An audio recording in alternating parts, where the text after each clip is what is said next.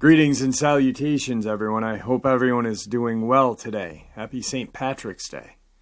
Today I'm going to do some terrifying Dogman, reptilian, and possible Sasquatch encounters. Also, a little bit later, I may have an interview uploaded with a subscriber who had a Dogman encounter out in New Jersey. A terrifying one at that. Now, before we get into today's upload, a couple links. As you know, I rely on my Patreon, my PayPal, and my merch to help the channel to continue to grow and go. All of those links are in the description below. Also, Dogman, Frightening Encounters, Volume 1, 2, and 3, the audiobook version written by Tom Lyons, narrated and produced by me, Jeffrey Nadolny, is available on Audible, Amazon, and iTunes. The links to those are in the description as well. Now, I've taken enough of your time. Let's get on with today's upload. Shall we? Today's first part of the upload. My mom has had many strange and paranormal encounters in her life, including meeting her own doppelganger as a child. She has had many stories to tell me, and I grew up hearing them.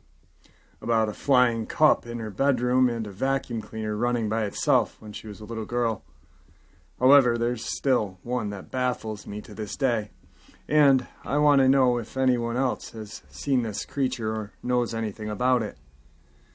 So, please let me know if you do. Years ago, before I was born, I'm 18, so it's been a good while, my mom had been staying at her best friend's house for a while. Her best friend was married, so her husband was also there. But he and my mom barely interacted with each other when she was there. He always kept to himself and still does to this day. They're still friends. As my mom put it, she was parked in her friend's driveway waiting for her friend to come out so they could leave. My mom was alone in the car, fiddling around with buttons and such, and she glanced in her rearview mirror. What she saw horrified her. In the rearview mirror, she saw a large black dog walking on its hind legs. Now, I'm skeptical of everything, so I asked my mom if it was just a random big old dog standing on its back legs using the car for support. She insisted that no, it was walking like a human. It did not touch her car. It walked along the sidewalk like a human would. It did not once get on all fours. It walked on two legs. She swears this. And I can see by genuine terror in her eyes that she was telling the truth. I asked her if she saw the legs. She said as soon as she looked behind her, it had vanished into thin air, gone like a ghost. When she looked around, there wasn't a single dog or a person in sight. That's not the scariest part. For me, at least. My mom visited her best friend again. Not at the house. She hates that house now. A few years ago, and the subject of spirits came up. My mom told her exactly what she told me about the dog, or whatever it was, walking behind the car. In her driveway, because she had never told anyone. Her best friend looked at her, pale in the face, and said, "My husband told me he saw it too. It walked on two legs. Two people saw the same exact creature in the same spot at different times. I've heard legends of dogs and how, if you see it so many times, it signals a certain fate or fortune. But what was that? Have anyone ever seen anything like this? I'm terrified because I just passed my driving test. And if I see this thing or anything remotely unnatural in my rear view, I'll have a heart attack. I want more information on this walking dog. Is there some sort of omen or warning? Was it just that the house is haunted? What did my mom and her friend's husband really encounter those days? Nowadays, we have backup cameras in our cars. I don't ever want to see inhuman legs walking like that in my camera. I already have a bunch of eerie things going on, and I'm afraid. I just asked my mom about that dog thing again, and she told me a little bit more stuff to clarify. The sightings actually happened here in Houston, not Waller. My mom's best friend left the house where the dog was seen, and it's not far from where I'm living now, so I'm about 99% sure that it was not a bear or a wild animal. We live in the city, and there is no wildlife in this area, no woods near where the house was. And my mom swears that it was a dog, specifically a black dog walking on its back legs. She is 100% certain that it was a dog, and her friend's husband said it was a dog as well. After some consideration, I'm leaning towards a shapeshifter. My mom is familiar with them and thinks that's what it could have been. Regardless, she never returned to that house after her stay and was happy when her friend moved. So, that was in Houston, in the city. Not a bear or a wild animal, 100% a black dog. She had a deer in the headlights look when I asked her about it. It's still not left her mind after all of these years. Today's second part of the upload. This was almost 10 years ago in a suburban neighborhood. It was dark, the moon was up, and I was walking a small rat dog named Gracie. She's half Pomeranian, half Chihuahua. I hate her. Still walking her anyway, I hear a growl and look behind me. I see a big black creature. It was very wolf-like and large. I backed up a step and picked up the rat dog. It growled again and opened its maw. The eyes seemed golden red, but it could have been from the streetlight. It wasn't too far back, maybe 30 feet. I didn't want to move. I took off running down the road. Needless to say, it chased me. I didn't look back. I didn't stop until I didn't hear it anymore. Today's third part of the upload. In 1978, I was elk hunting west of a town called Du Bois in Wyoming. I was on my way back to a town for a hot meal, gas, and to restock my food supplies. I was camping in a tent in the back country. I was on the highway going west to a town coming in and found a man wearing only hunting shoes, a heavy shirt, and a goose-down vest. In Wyoming, in the middle of October, then this was definitely underdressed. The daytime temps were at the high of 30s at best, and nights were in the single digits or lower. Well, he got onto the road and started waving his arms wildly and begging me to stop. I saw his eyes had a trail of tears on his face, trailing down in the dirt on him. I pulled over to the side of this deserted road to see what his problem was. I thought he might have had a wreck on some icy spots of the highway.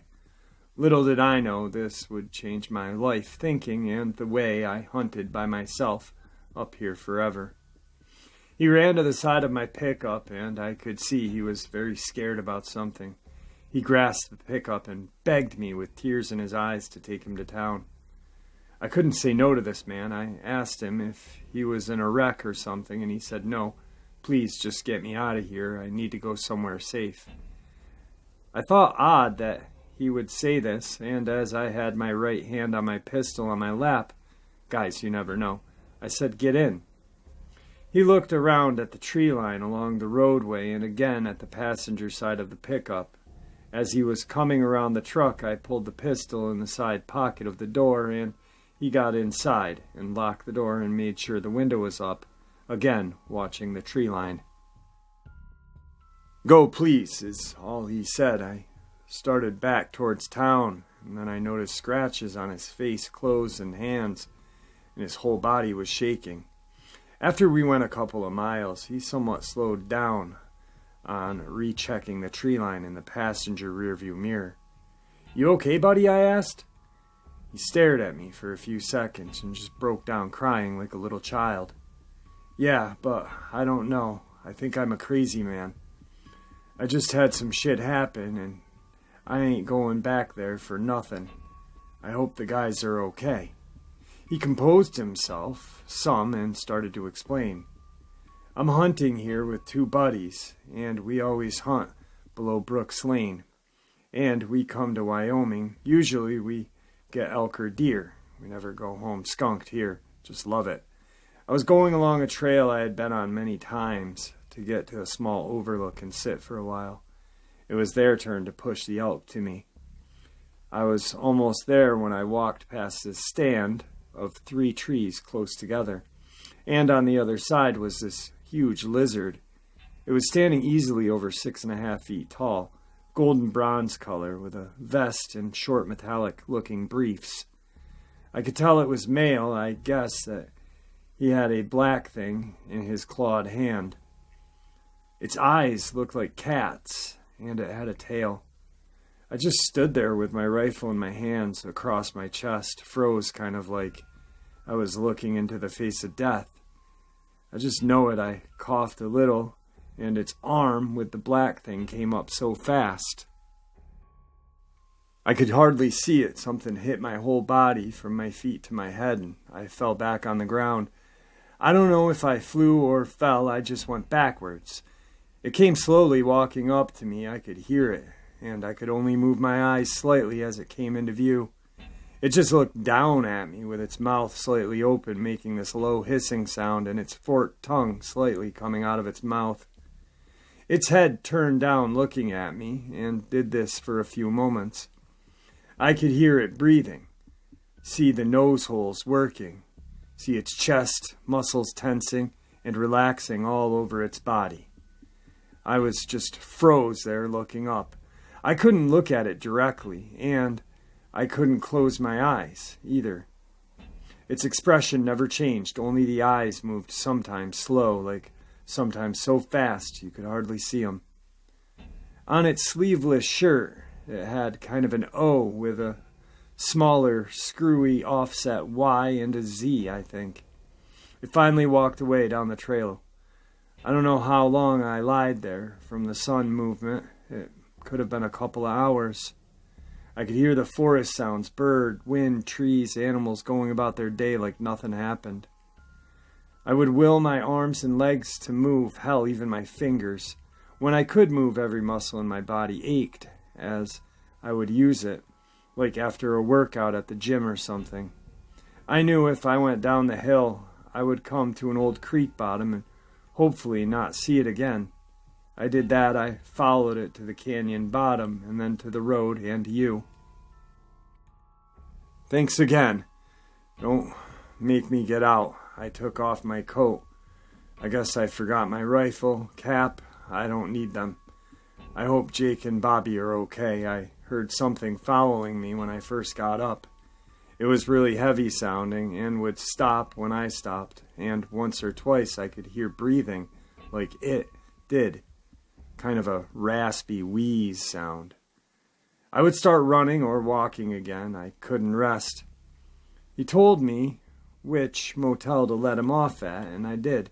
He thanked me many times, and I got out and went into the office. I never saw him again. I thought about that fantastic story and wondered if it was true, but it could be, right? I didn't hear anything about someone having problems anywhere around town that fall. I asked about the man the next year at the motel. No one could remember him. And if anyone knew stories about the area, I didn't get real specific or anything. I didn't press it. My buddy, whom I am close to and explored stuff like this at every opportunity, was very interested in the story and location. He took off up there the next summer for a long weekend. I had to work, so I couldn't go. I didn't see him until a couple of weeks later. I asked him about it and what he found out. He looked at me and got really serious. "Dude, don't go up there. Promise me, okay?" was all he said. I could tell he meant it. I would go with this guy sometimes, and he was very analytical and professional when doing things like taping sounds at cemeteries, exploring ghost hunts, and others. He never acted scared at any other time. I've never hunted or been on that side of the highway since then, but I've talked to others who have seen large barefoot prints, strange flying stuff or howls over the years since then, around the Wind River Mountains, for what it's worth. I do like to read about the unknown and sometimes explore it, but, and I mean but, if it just feels wrong before I start, I leave it alone. Not when I hunt anymore. I don't fear bears, wolves, or people, but I am weary of what else might be out there, and always let someone know where I'm going and when I should be back. Today's fourth part of the upload.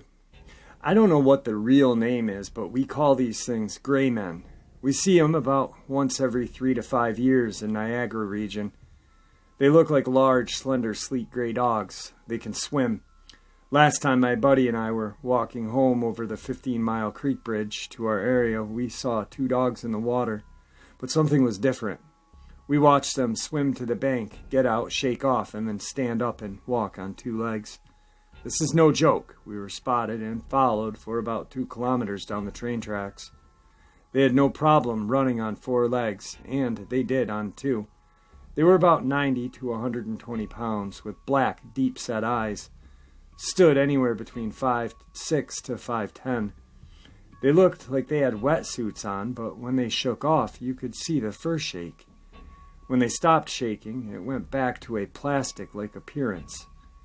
We didn't feel threatened, though. It was just weird, like they wanted to watch us, but spook us off at the same time.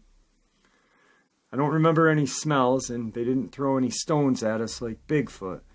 Best way to describe the sounds they made was like a hyena crossed with a cat or something. It was creepy, but wasn't threatening. They watched us. I don't know if this was a Dogman either, because he sounds really aggressive. There wasn't a smell from them, but they like crackled and made a grr woof noise like the hyenas make. Today's final encounter. Summers in northern Michigan, Cadillac, Michigan, can be long drawn-out days of sweltering humidity. Midsummer daylight can last till about 11 p.m. I was about 10, maybe 12, with an older brother and a sister. My father owned his own construction business and kept late hours. We lived out in the country, and our house sat on 20 acres of wooded land, pine grove to the north, hardwoods and pine mix to the southwest and east. There was a small creek that ran through our backyard that would lead back to a beaver dam. About 3 miles or so up the road from us was an old landfill. Now, like I had mentioned, my father owned his own business and worked late hours. Often he would come home around 9 or 10 p.m., and after being out in the heat all day, he would find more comfort in his full-size dually Ford with air condition and some cold beer. So he would come home and often pick my mom up, and they would just go on cruising on the endless country dirt roads, enjoying beer and catching up on the day's events. Quite often, they would drive down to the road that led to the old landfill, which was basically a dead-end road. They would park on the side of the road very close to the ditch. My dad used to do that to freak my mom out. The country roads in northern Michigan grew very thick brush that extended through the ditch and right up to the very edge of the road.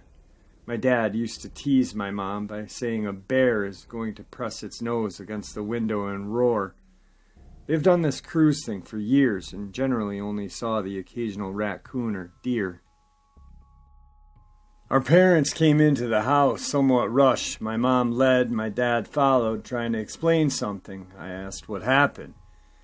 My dad explained the following.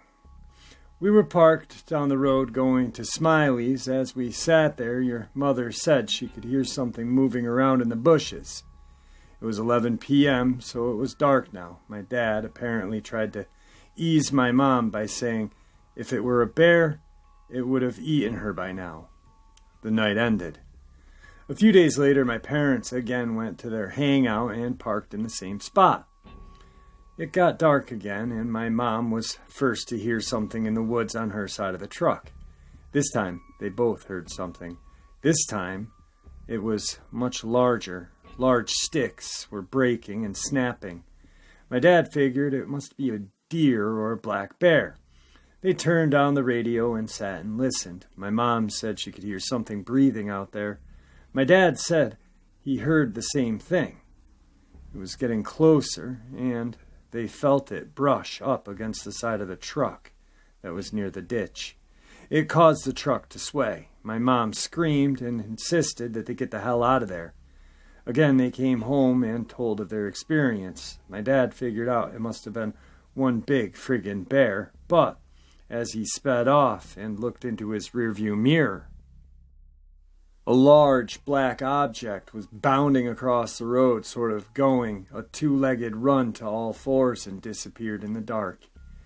I remember just being amazed by this story. You see, my dad is a simple man. Life then was cut and dry, black and white. Everything can be explained. But there was something different in his eyes that told me he wasn't convinced, nor when he glanced at my mom, and she would return this look of fear that I will never forget. The after-work cruising had stopped now. My mom refused to go. My dad would come and sit at the table in our dining room with the lights off and discuss the day in the dark with my mom. Living in the country in Michigan with no air conditioning meant that night every window in the house was open. Things had been quiet for a few days. It was around 11:30 at night, and us kids were in bed. I shared a room with my older brother, and my sister was next door. I must have just drifted off, and then it happened. The most terrifying howl scream I had ever heard. It was so loud, it was as if it was right next to the house. I can still hear the sound in my head, as if it happened just the other day. Growing up in the country in northern Michigan, and being outdoors all day until dark, you hear it all. My dad was a hunter and knew all the native animal sounds, but what we heard that night, none of us, not even my dad, said he knew what the hell it was. Upon hearing the screeching howl, heard my dad jump up and slam the dining room chair into the wall, exclaiming to my mom, "Get my 12 gauge."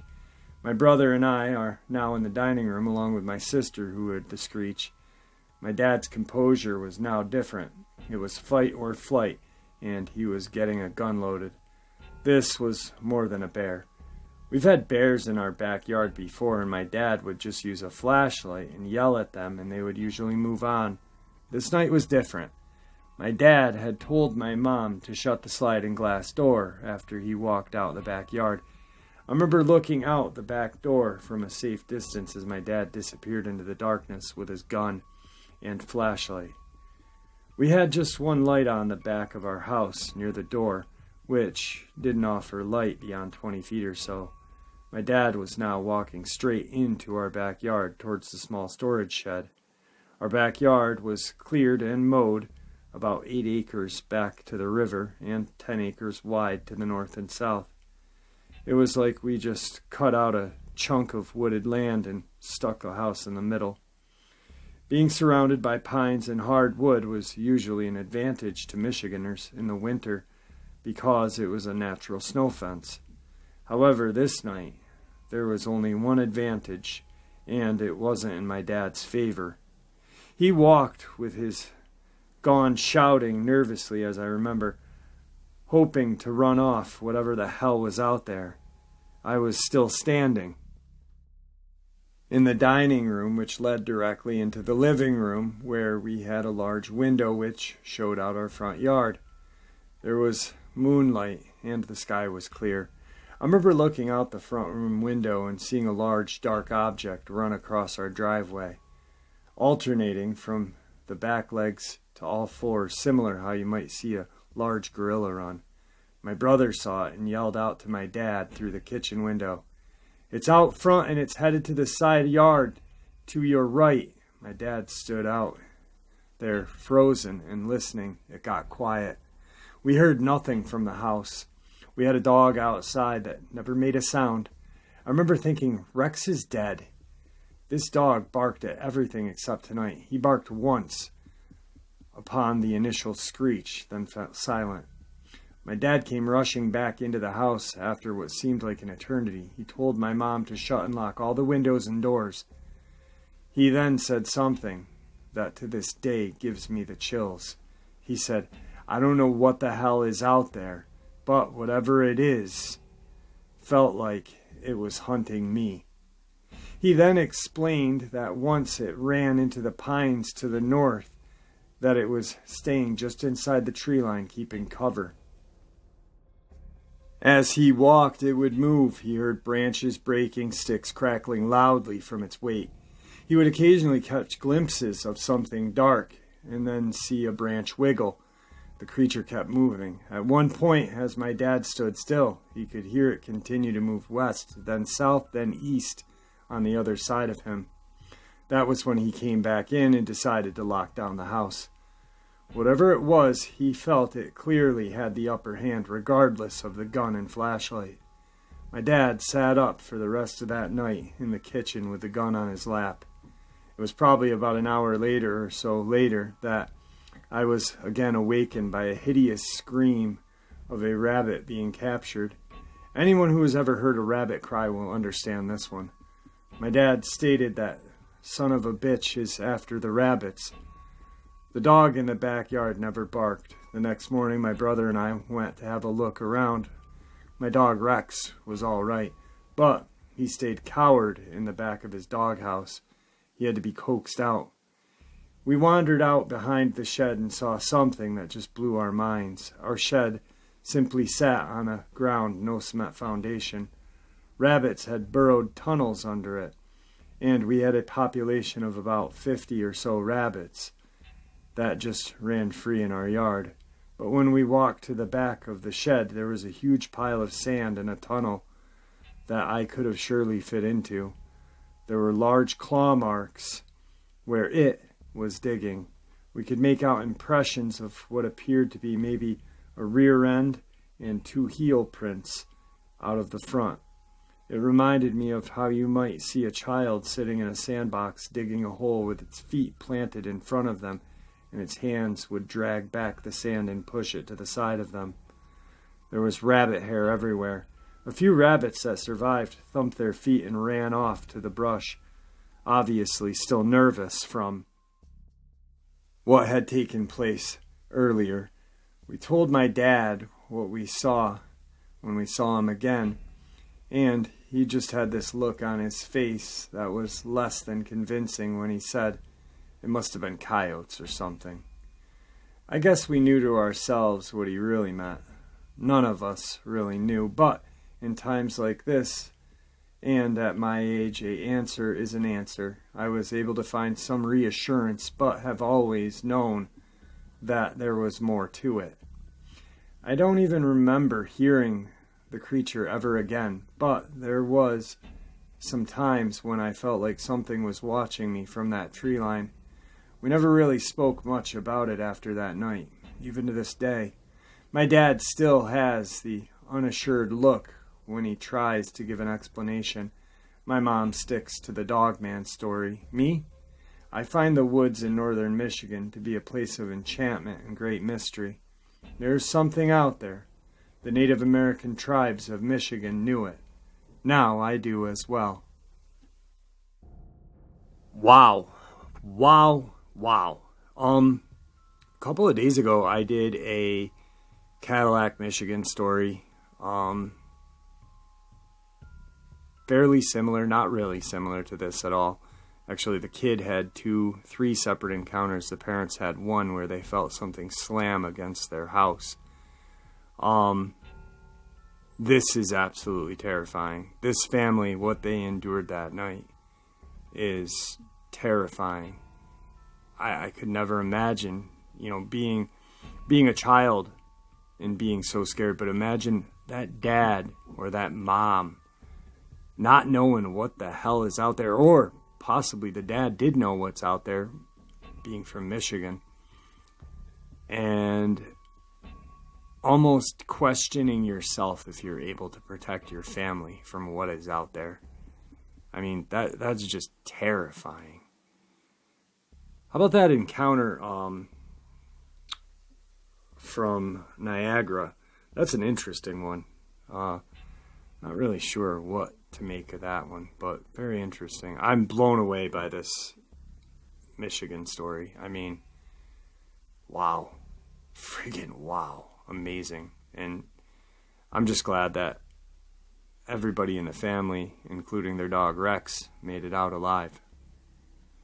Alright guys, hopefully I have an interview coming up a little later and you guys will enjoy that tonight. If not, I may do a trip in the Wayback Machine. Anyway, thanks for always listening and see you soon. See ya!